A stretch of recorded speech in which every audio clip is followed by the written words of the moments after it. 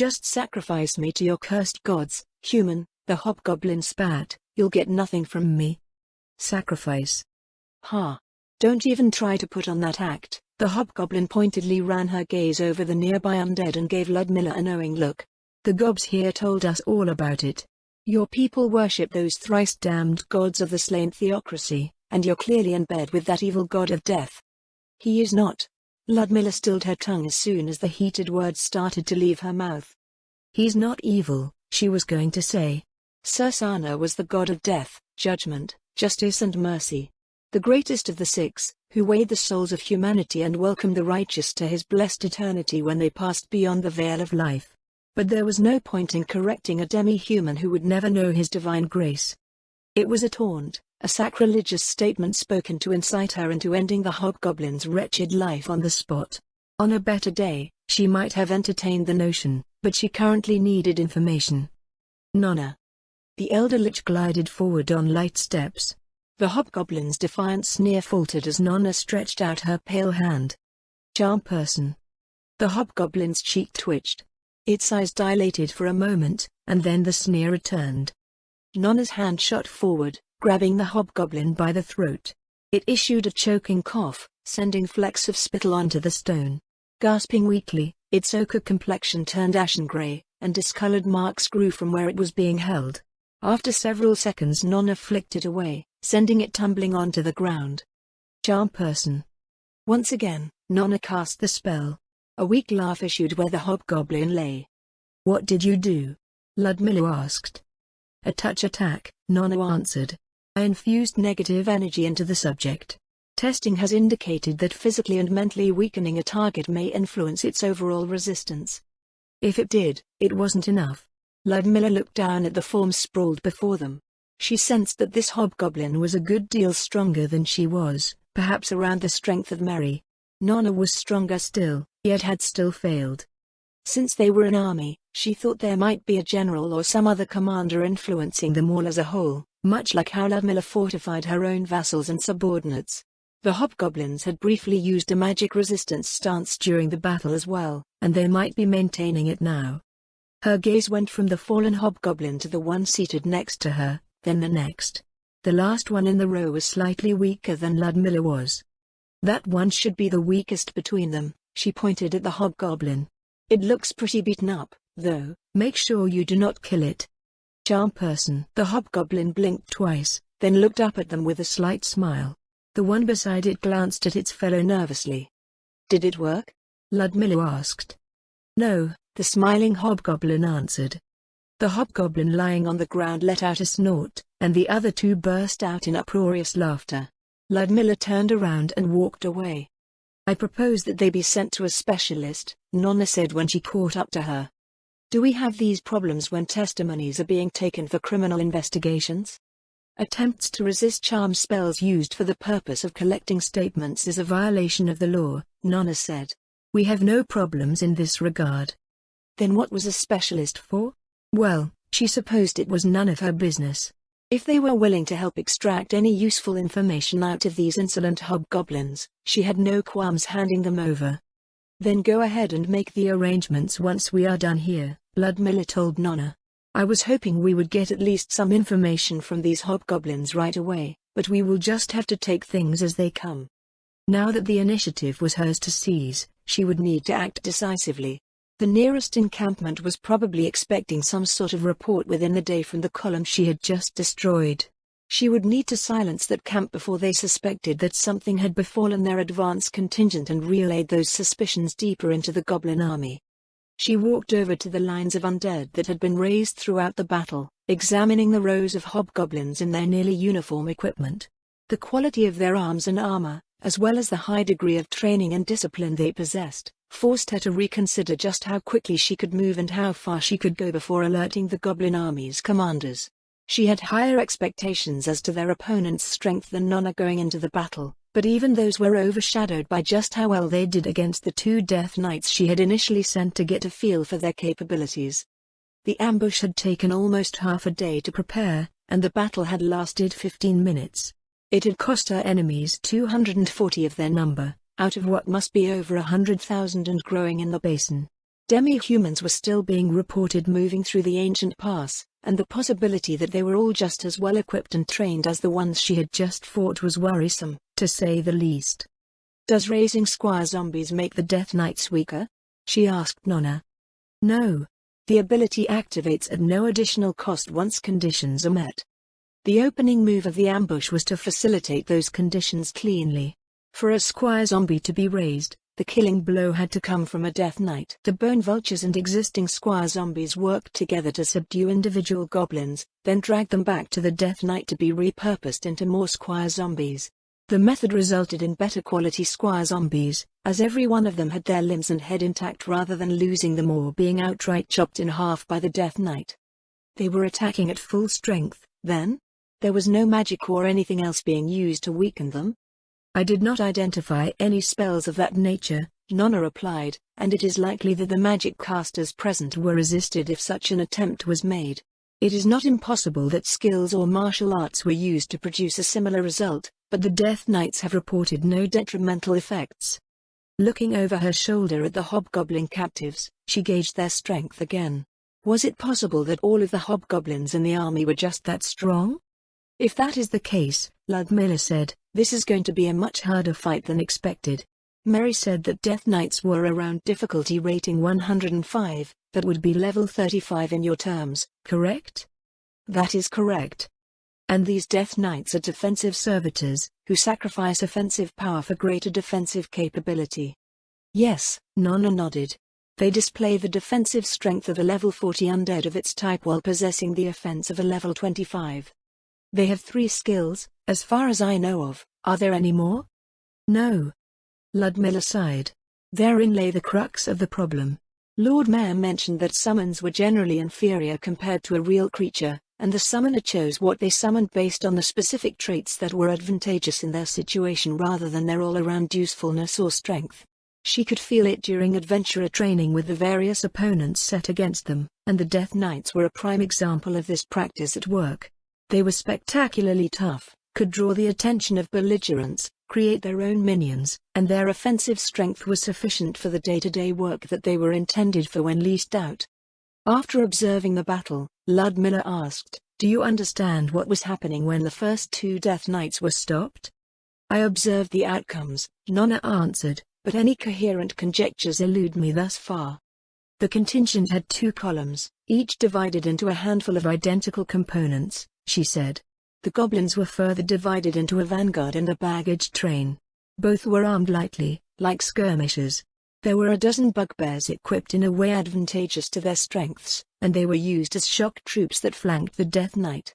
The hobgoblins fought in formation and are all armed as defensive warriors, while there were 6 magic casters and 6 commanders providing support and issuing orders. Ludmilla waited to see if Nonna had anything to add or ask about her explanation. When the Elder Lich remained silent, she continued. 2 of the hobgoblins there are around my strength, one is slightly weaker, while the other is slightly stronger. The one that you tried charming at first was about halfway between you and me. Based on my experience with the adventurers I have trained with, many warrior types begin to display the same sort of focus on defense over offense that you see with the Death Knights. My recent promotion to Platinum rank should put me slightly above difficulty rating 45, level 15 in your terms, so let's say that I'm around level 16. You are suggesting that, in defensive terms, these hobgoblins are closer to level 20? That is correct, Ludmilla nodded. Their equipment seems to have held up well enough, so we can assume that they did not suffer from shortfalls in that area. In addition, they were using a defensive stance, working in a formation and probably receiving benefits from their commander. Put that all together, and these hobgoblins could be anywhere in the low 20s in terms of defensive capability. Throw martial arts on top of that, and they can withstand the offensive power of a Death Knight, even one created by His Majesty. All they needed to do to stand up to a Death Knight was to bounce it between themselves, so to speak, and that is exactly what they appeared to be doing. Nonna looked over to the hobgoblins. Maybe the Elder Lich was finally putting some serious thought into what she was saying. By her own words, Nonna had some influence with the other Elder Liches in the Sorceress Kingdom, and she also reported to Lady Albedo. Ludmilla wasn't sure how far Nonna would go in speaking her mind to a superior, but even a report that mentioned their discussion might help. When we returned on the first night of this army's arrival, Nonna said, you immediately drew up a request for additional forces. Did you predict all this simply from observing them for a few hours? No, Ludmilla frowned. This is already beyond my expectations. What I sent for was what I thought would be suitable for half the number out there, and the best of their number at the equivalent of gold rank. I also wasn't aware of this equipment of theirs. There are just too many oddities. Have there been any reports to the administration about activity in the Abelian wilderness? Even if they are being led by hobgoblins, an army of this caliber does not just pop up out of nowhere. There have been no advisories issued by the administration concerning activity in the Abelian wilderness. Also, the large population of goblinoids in the Great Forest of Tob does indicate that this number can indeed pop up out of nowhere. Next, you are going to tell me that this goblin army that appeared in Tani village just popped up out of nowhere as well, fully trained and equipped. This is also true. Ludmilla stopped in her tracks, casting a critical eye in Nonna's direction. Did Elder Lich administrators lie? It didn't seem like a joke, either. In their time working together, Nonna offered little humor to speak of, if any at all. At any rate, her steps resumed, deciding to press ahead in their conversation. We still have the camp reports from the shadow demons performing reconnaissance. The vast majority of this army is still goblins, and the goblins in this contingent were in line with my expectations. We will just also have to expect that a strong core force of hobgoblins may be present in any of these camps. We will also have to be very careful about the first few camps that we remove. Once enough squire zombies are raised. Ludmilla's voice trailed off when she reached the line of goblins. As she examined its crude equipment, then the undead goblin itself, she suddenly realized that something was wrong. Nonna, she asked, why are so many of these hobgoblins weaker than the goblins? Because the hobgoblins are mostly zombies, Nonna answered. Zombies, not squire zombies? A Death Knight is limited in the number of squire zombies it can raise at once, Nonna told her. 24 is the maximum one may have at any one time. Ludmilla glanced back at the bugbear, now realizing why they hadn't been raised. The two Death Knights sent forward had reached their limit of squire zombies. She quickly counted up the strongest zombies lined up in the ranks and, sure enough, there were 96 squire zombies between the four Death Knights. Annoyingly, a third of the squire zombies had been made from the poorly equipped goblins, while nearly all of her zombies were hobgoblins in their finely crafted plate mail. She suppressed a sigh. Another complication, this time resulting from her lack of thoroughness when it came to understanding what she had under her command. Vaguely speaking, her initial plan was to carefully build up an army of squire zombies until she could reverse the goblin army's advance. The reason why she had requested more Death Knights was to speed up that process to a degree that the goblin army would not be able to respond appropriately. Is there a limit to the number of zombies that a squire zombie can raise? No, Nonna replied. A squire zombie does not share the same limit as a Death Knight. They will continue to raise zombies so long as they land the killing blow. There was that, at least, as little as it appeared to be worth. A level 17 squire zombie might be able to stand up to a hobgoblin or a bugbear, but the level 1 zombies could be killed by even goblins. Will this affect our current plans? Nonna asked. It will. Ludmilla's voice was grim, but we cannot afford to squander this opportunity. We at least have to silence the first camp, as planned for tonight. Let the Lynam sisters know that they can begin with their disruptions as well. We'll exchange the Death Knights here with new ones so we can continue to build up our forces. The squire zombies and zombies here will remain part of the attacking force. Make sure any of these remaining fires are put out. I don't want any smoke spotted from the basin when dawn comes around. Another one here. Ludmilla stepped back from the goblin lying unconscious on the dried leaves of the forest floor. After a brief examination, she decided that it wasn't Nob, the one that she had wrangled into collaborating with her.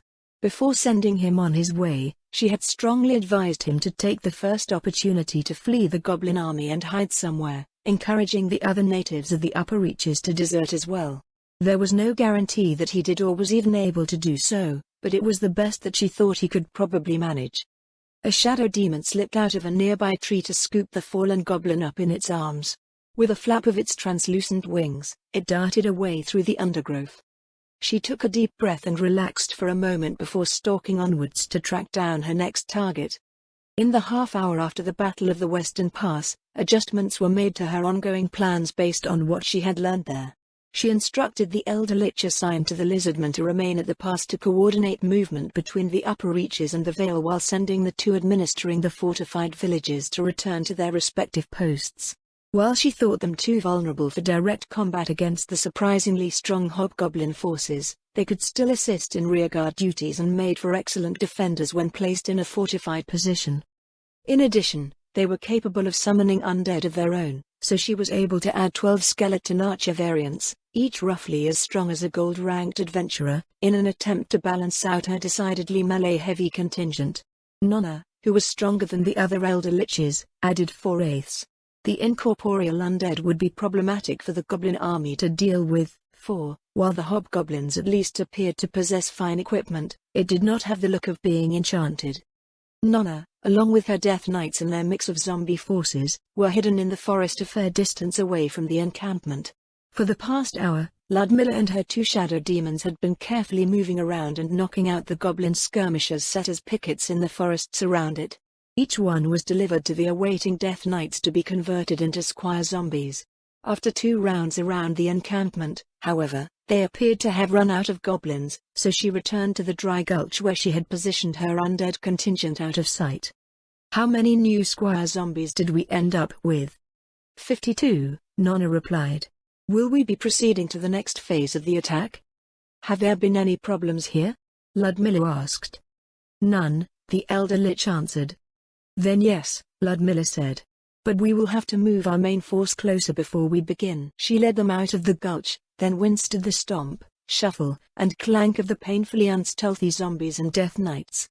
Pack these guys in closer, she told the Death Knights, then turned to speak to Nonna. Can we cover them with a silence spell? Nonna eyed the tightening column. 3 casts of silence should be sufficient to cover them all. How much mana will you have after that? Plenty, the Elder Lich snorted derisively. 2 fireballs, 3 first-tier charm spells, a few minutes of fly and a single summon undead V barely makes a dent. Skeletal mage types have a far superior mana pool to that of your human casters, and nearly half of what was used has already recovered during the wait. Then do it, she said. The way around should be shorter than the duration of the enchantments, but let them expire on their own anyways. The sounds of the forest around them abruptly ceased, and Ludmilla went ahead to check if any noise was leaking out as they continued to advance. Satisfied at the result, she led them through the dense woods behind several ridges and eventually arrived at the southern end of the camp. Hold. Ludmilla held up a hand. The column stopped. Ahead, something was moving through the trees. She snuck forwards, eventually making out a dozen goblins walking north towards the distant encampment. They were divided into pairs, hefting litters over their heads that carried what looked like food and various odds and ends. The procession proceeded single file, up a winding game trail that had widened with frequent use. Wraiths and shadow demons, get above them and wait for my attack. On the way back to the column, she reached into her quiver, pulling out 2 arrows, one broadhead, the other bodkin. She held up the bodkin arrow. Nonna, can you enchant this with silence? Normal radius. The Elder Lich pointed a finger at the arrowhead, then nodded. Ludmilla crept away again, closing on the goblins and their cargo. From 100 meters away, she fired an arcing shot that planted the silence-enchanted bodkin point into a sack sitting on the litter. She waited for the goblins to react, but they continued on their way, seemingly unaware of what had happened. With a frown, she crept closer. 50 meters from the trail, she knocked the broadhead arrow and drew its fletching to her cheek. Her attack found the calf of the leading goblin, and it tumbled silently to the dirt of the trail. The goblin holding the other end of the litter stumbled forward, and the procession stopped. Another broadhead arrow found the goblin at the back as the 4 wraiths and 2 shadow demons descended on the group. Ludmilla continued releasing arrows into the silent melee, downing 2 of the goblins that looked like they were attempting to flee. Since her arrows were unenchanted, they passed straight through the attacking wraiths and shadow demons in the way to find their targets. Within half a minute, the dying and incapacitated goblins were delivered to the column to be converted into squire zombies, and Ludmilla made a brief pass over the area to see if there was anything else on the way. Finding nothing, she returned to the dropped litters and marveled over the stroke of good fortune. If these goblins had arrived while the main attack was underway, they would have probably fled. It was likely that at least one of them would have returned to the previous camp and reported what was going on.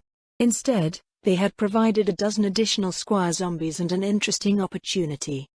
She instructed the Death Knights to order their lines for their attack, then turned to the wraiths and shadow demons overhead. After having Nonna cast a small sphere of silence over each of them, she issued her orders. Start with the ones sleeping inside tents and under blankets, then those that have obscured themselves from the others. Do not try for the ones resting in plain sight unless you think you can kill them without being noticed. Ludmilla motioned for one of the shadow demons to come down to her. Reaching into her infinite haversack, she produced a single glass arrow. This arrow is filled with alchemist's fire. Once you're just about done killing all of the resting troops, find a pile of supplies near one of their fires. Break the arrow and spill the contents over the supplies. After exposing the contents, a handful of seconds will pass before it ignites. She placed the glass arrow into the shadow demon's outstretched hand, then turned her attention back to the group. Once the fire starts, cease your attacks and withdraw to the perimeter of the camp. I want all of their attention on the fire. Once you are out in your new positions, kill anything that makes it out of the encirclement during the battle. The Lynham sisters would begin doing something similar with alchemist's fire during the day. Most of her glass arrows containing the substance were gone, redistributed to the shadow demons working under Willuvian and Leluvian's direction. In addition to their continued work scouting the goblin army, they would occasionally start fires in stockpiles of supplies. The shadow demons were instructed to have the fires appear as the result of negligence in the hot, dry weather that was plaguing the upper reaches. In Nerantal, Jermaine Linez was tasked to keep up production of alchemist's fire, though the new batches would be delivered in vials rather than glass arrows. They would be able to continue sabotaging the enemy's camps for as long as she had materials to make more. With her instructions fully issued, she sent the wraiths and shadow demons on their way and turned her gaze back down at the fallen cargo litters. Following up on the opportunity that had occurred to her, she went and picked out the dozen new squire zombies and returned them to their places. They went and picked up their old cargo at Ludmilla's orders, and she examined their overall appearance. "What do you think?" she asked Nonna. "What are you asking?" Nonna asked back. "These supplies are expected, so we might be able to sneak them into the middle of the camp just before we attack with the Death Knights. These hobgoblins rely on the order and discipline that they have cultivated, so creating as much chaos as possible should help us in general. And if they are caught prematurely, then it will be our signal to attack with the main force," Ludmilla said. "They will not be going in until the fire starts, so hopefully they will make it inside the camp with no one paying close attention to them. If they are caught early, they will probably be overwhelmed, but the Death Knights will already be on their way to raise more." "There appear to be few downsides to this amendment of the plan," Nonna said. "Though I question if it is truly necessary at this point. Each encampment is reported to have roughly 1,000 goblinoids stationed within, and we've already removed 292 of them through the battle at the pass and the removal of the picket forces guarding this camp. After the resting individuals are dealt with, we should be close to parity by numbers alone." The hobgoblins divided their watches into thirds, meaning that roughly 1/3 of the encampment's forces were most likely resting. If they could get them all, Nonna's assertion would be close to what she said. Between everything at her disposal for this battle, they had roughly 300 undead, plus Nonna, the shadow demons, and herself. "About 1/3 of our number consists of weak zombies," Ludmilla told the Elder Lich. "One good whack and they die. The armor they were raised in might help, but I would not count on them much. This first encampment is crucial. They've already made moves against us and can report the information back, plus we are using them to fill out our numbers. I am creating as many advantages in our favor as possible, and they do not cost us any additional time." Rather than racing against time, her new strategy was to turn time into her ally. An army marched on its stomach, and the pressure exerted on the goblin army's supplies would grow beyond the parched basin's capability to sustain. She was certain the enemy commanders would notice their situation, but they would not be aware that things were being purposely exacerbated. In the best-case scenario, it would catch up to them before they could react appropriately and they would turn on one another in desperation. In the worst-case scenario, the enemy commanders might decide to uproot themselves all at once and march north into the Sorcerer's Kingdom.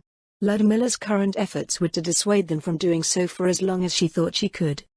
Silencing the encampment that had sent forces north was the first step. Though their advance was most likely reported, a follow-up report to their superiors was probably not expected for at least 2 days. Deliberations over the lack of a report might last another day, and a request for information to the silenced camp might take another 1 or 2 days, not that any courier would survive the journey north.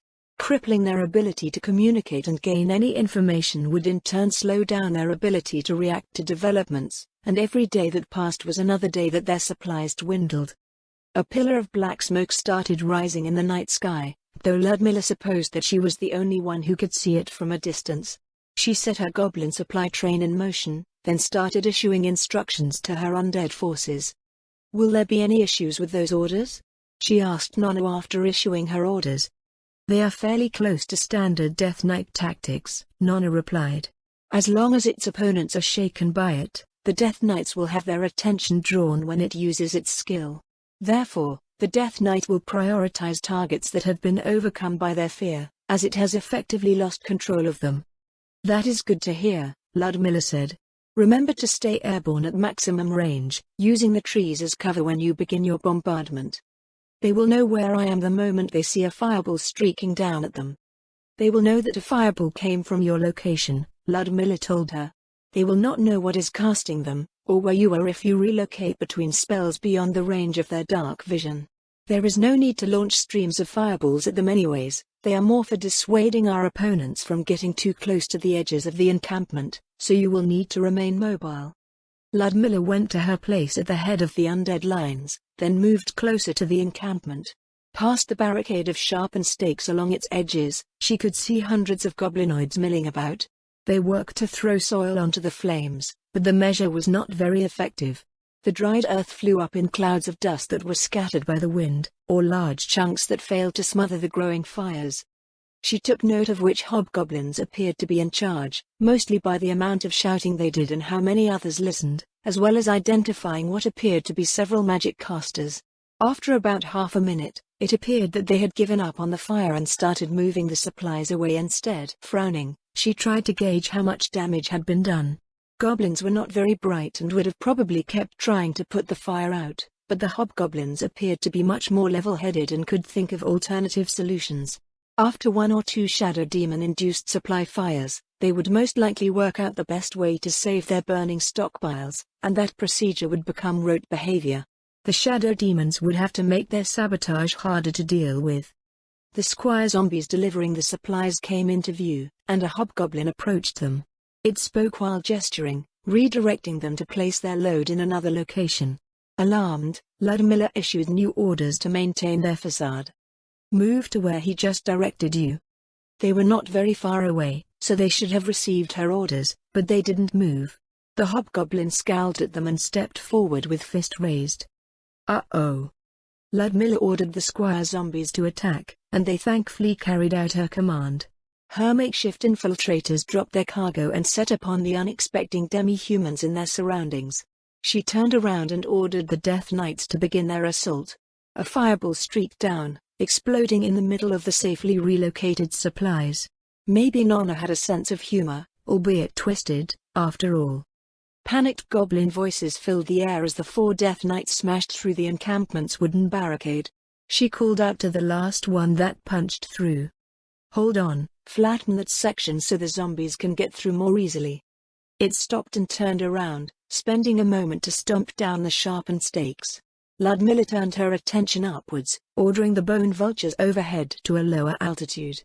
Another fireball streaked in, destroying a cluster of tents on the western edge of the camp.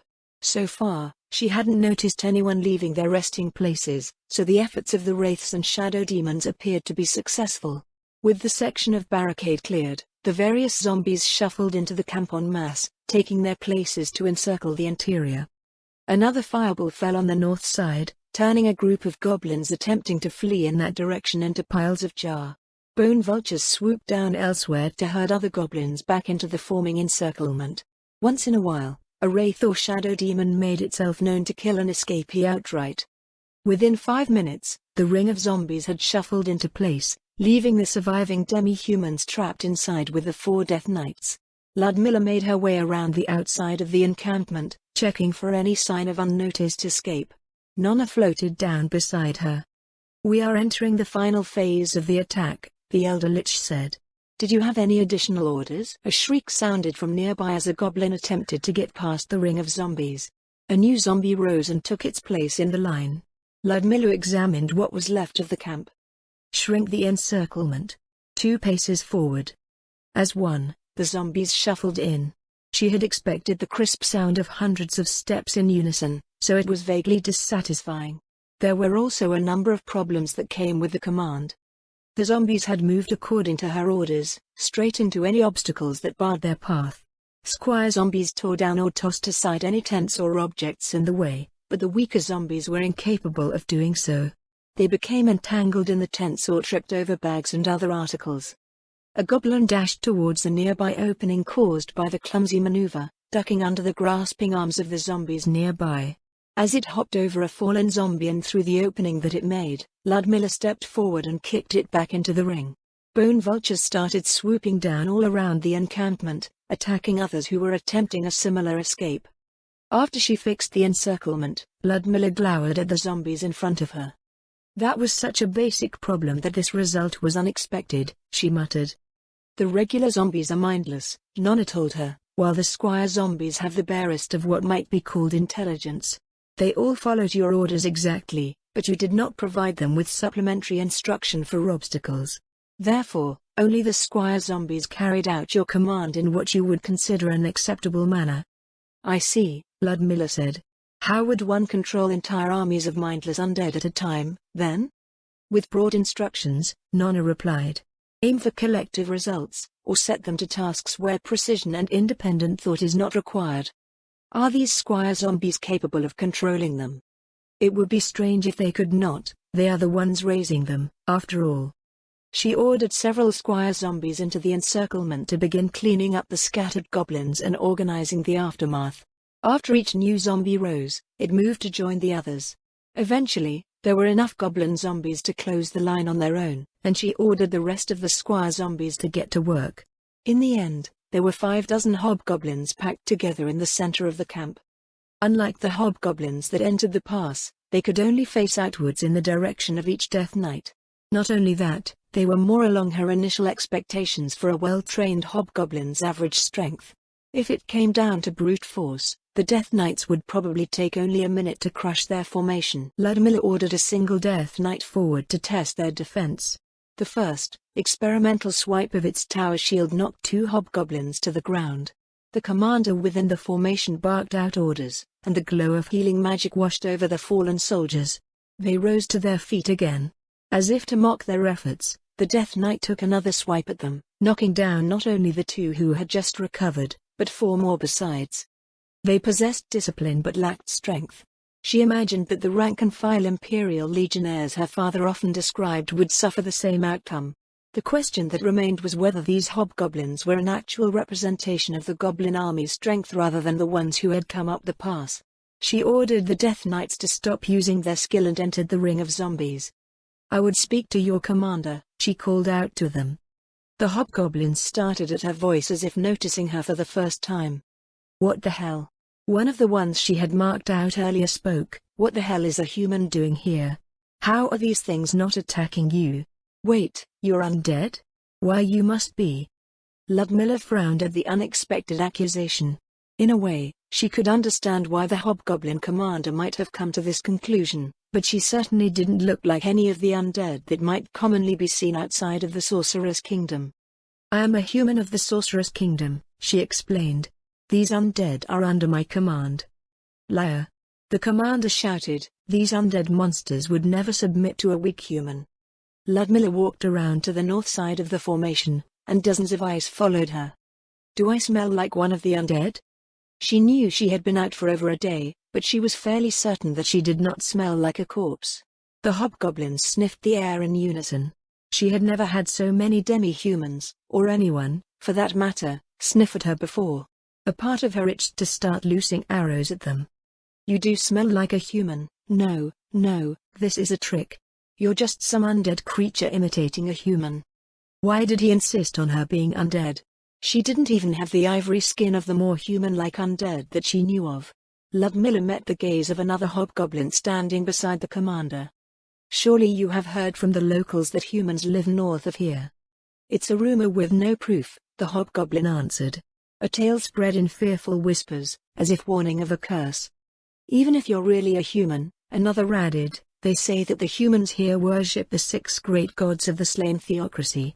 If that's the case, you must be a follower of their evil god of death." "Enough of this," Ludmilla snapped.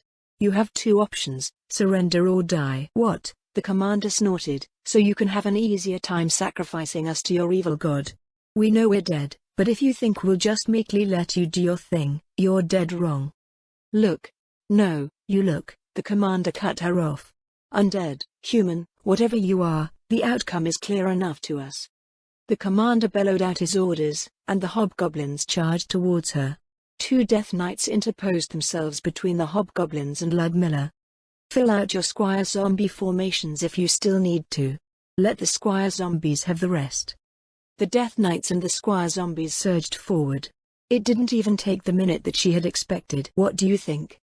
Nonna turned from where she was standing in the middle of the goblin encampment. The crimson points of her eyes came to rest on Ludmilla, who had just returned from another sweep of the surroundings. "Of what are you referring to?" Nonna asked. Ludmilla gestured loosely over the camp around them. "The camp has this whole spooky feeling to it now, doesn't it?" Ludmilla smiled. "I thought that this sort of atmosphere might make you feel right at home." "You humans have strange ideas about undead preferences," the Elder Lich snorted. "A blasted, empty cluster of tents in the middle of nowhere is hardly the image of an ideal domicile." Ludmilla frowned. "That was where people usually found undead, didn't they?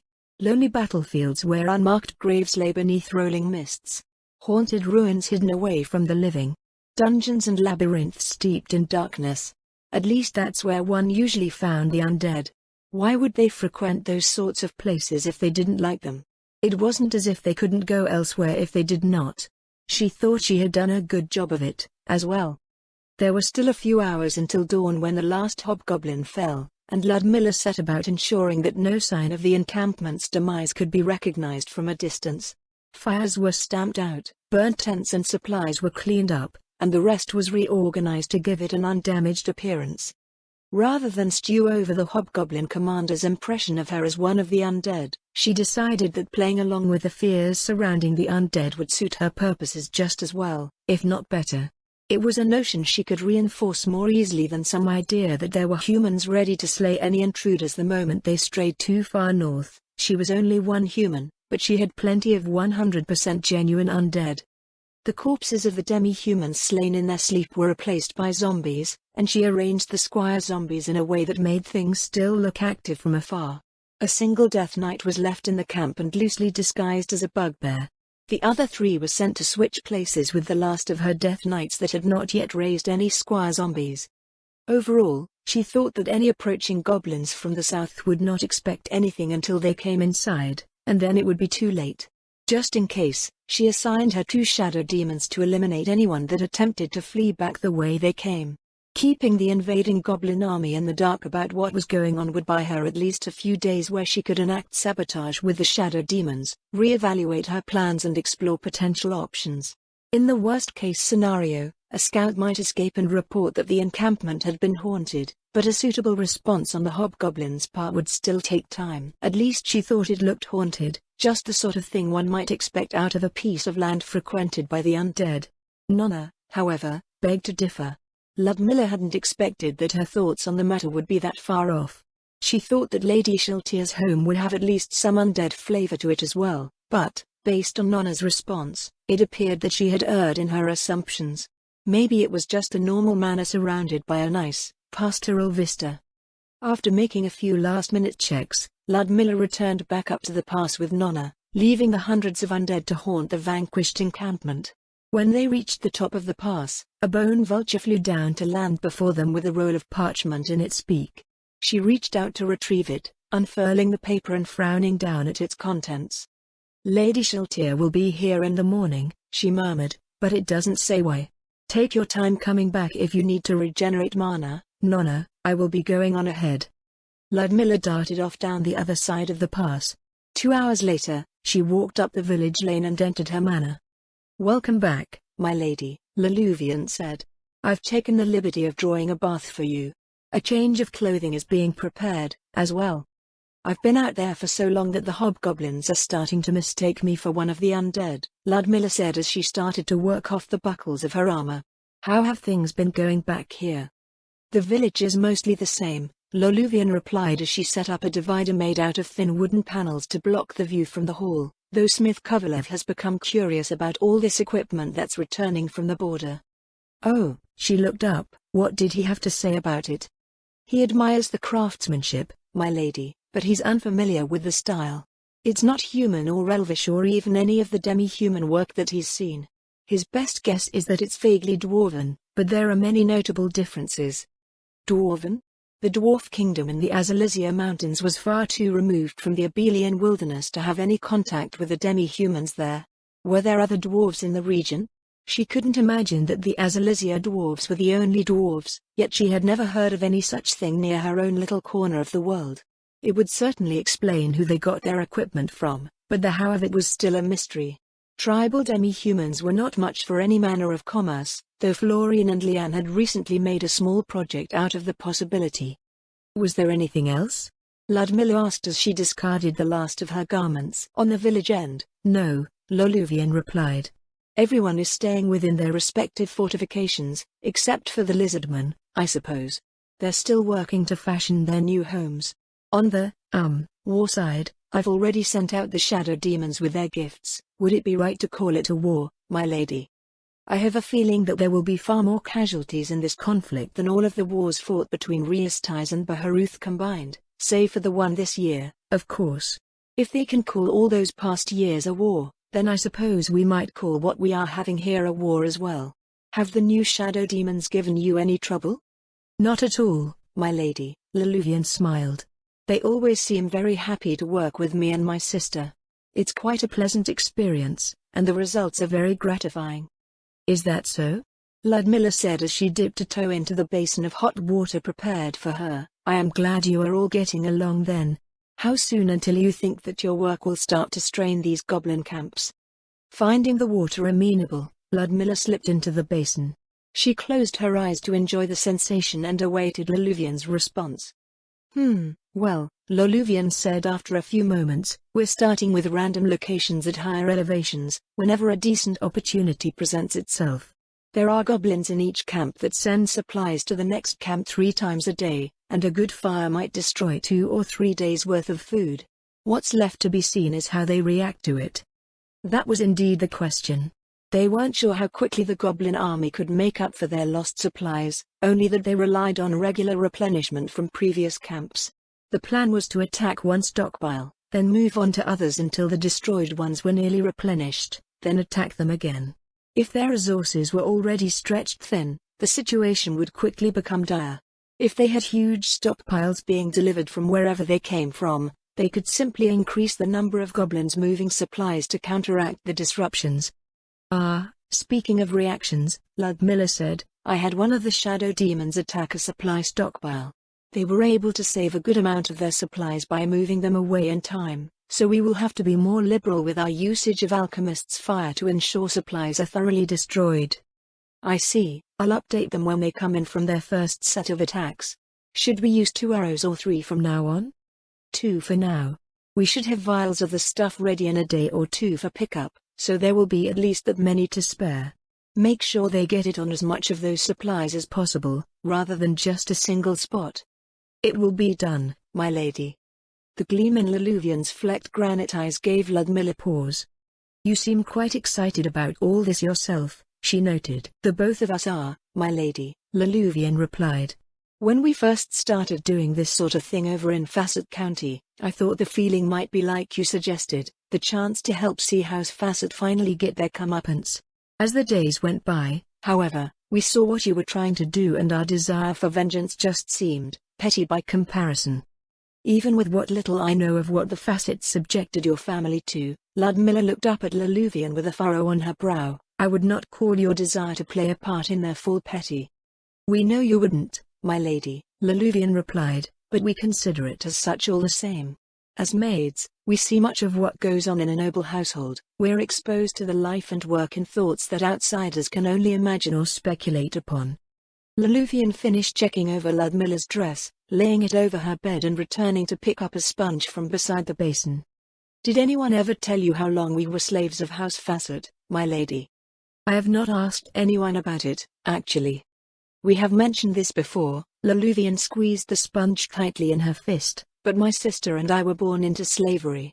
We're turning 78 this autumn. My mother, I've heard from the Facets that she was with them since before they became a cadet branch of their old family. Anyways, what's important is that we've seen several generations of the Facets and their ilk. For all of our lives, we've seen how greedy, petty and small nobles can be. Ludmilla wondered how the Lynham sisters saw her when they first entered her household, and what they thought of her rigid views in the time leading up to their journey to Facet County. While she never thought herself wrong for having them, she still held on to them. In fact, she quickly came to understand that the world that she had been raised to expect was far more varied and nuanced in reality. Even now, she heavily relied on her friends for their knowledge and understanding of life beyond the borders of her domain. That is why we swore our family to your service, my lady, Laluvian continued. It wasn't only because you showed us charity, or because you rescued our mother, or because you helped put an end to the house that visited all of its evils upon us. It was because, after being mired for what amounts to a human lifetime with some of the worst of what humanity has to offer, we understand what you represent, a life of honored service, in pursuit of goals high above that of petty desire and selfish gain. When measured against your actions and the lives that have turned for the better as a result, our lust for personal vengeance does feel petty indeed. In the end, this small desire to bring vengeance upon a small and petty noble house was only something that lashed out against the past and spoke nothing of our future. No matter how wealthy or powerful, we have seen the lives of people who pursue their small, petty paths. It is infinitely better to serve in a place where our legacy will create a future for many. The crackle of the fire under the kettle was the only thing that accompanied the awkward silence that followed. Ludmilla shifted slightly in the basin. She really wasn't suited for having these heartfelt outpourings directed at her. One day I will figure out what it is that makes you all place me on such impossibly lofty pedestals, she muttered. A knock issued from the door, and the both of them froze. They had become engrossed in their conversation, and not a step of progress in getting ready for Lady Shiltier's impending visit had been made since then. Ludmilla silently motioned for Laluvian to answer the door and started to scrub herself as she sat in a basin of now lukewarm water. "Welcome, Lady Shiltier," Laluvian's greeting floated over the divider. "Is Lady Zaradnik in yet?" Lady Shiltier asked. "Yes, my lady," Laluvian answered. "She's just arrived from the border, so." Laluvian's voice trailed off. The silken sound of Lady Shiltier's gown came closer, and Ludmilla could see her shadow, cast by the light from the window, stretching from the hall. "Ludmilla?" Her liege's voice chimed through the opening. "You have my apologies, my lady," Ludmilla replied as she pressed herself to the edge of the basin. "I'll be out in a few minutes. In the meantime, please feel free to entertain yourself with something in the hall. I believe that there's entertainment aplenty back here." Ludmilla could hear the teasing smile through her liege's silvery voice. She stood up and glanced about for her towel amidst the dripping sound of water. Lady Shiltier's silhouette drew closer yet again, then stopped. Did Yuri teach you that look as a part of your maid training?"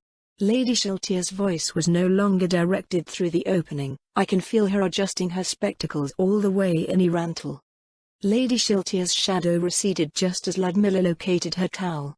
Her liege's voice drifted through the opening again in amused tones. "Please do take your time, Ludmilla," she said. "There's no need for us to be hasty.